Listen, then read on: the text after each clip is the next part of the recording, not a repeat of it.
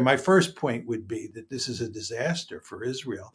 Second, the idea that Israel is going to have perfect security by beating up on every state in the region and breaking countries apart like Syria and Iran and Egypt and maybe Turkey is a pipe dream. That's not going to happen. And Israel, in the process, is going to do enormous damage to itself.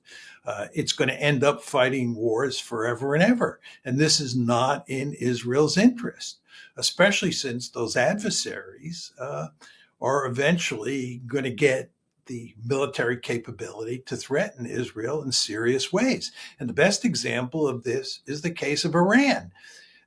The Israelis are running around, and of course Donald Trump is as well, and many hawks in the United States, saying that we have just delivered this hammer blow to Iran. We have obliterated their nuclear program. They're never going to get nuclear weapons.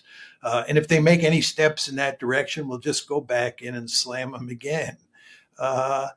I wouldn't bet a lot of money on that.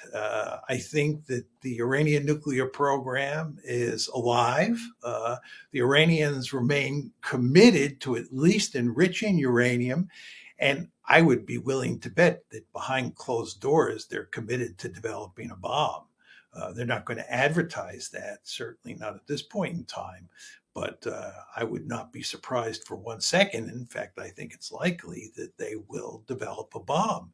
So Israel hasn't solved this problem. In fact, they've made the situation worse.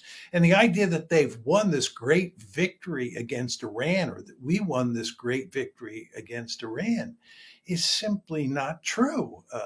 If anything, the key question is why the Iranians agreed to a ceasefire. If I had been playing the Iranians' hand, I would not have agreed to a ceasefire. I would have let the war go on for a couple more weeks.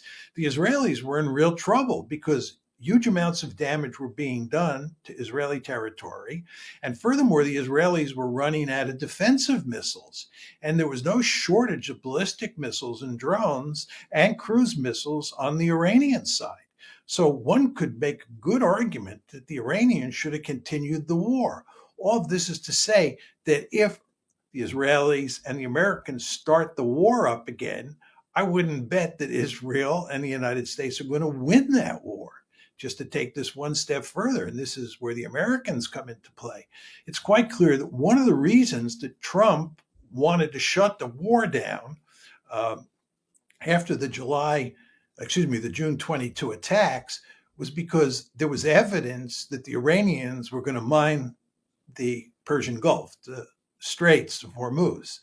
And that really spooked Trump, as it should have.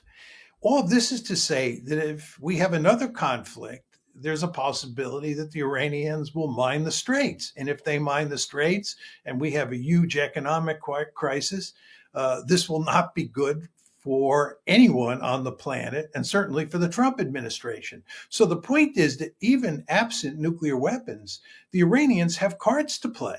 But the Israelis act like they can just slap the Iranians around. It has no real consequences.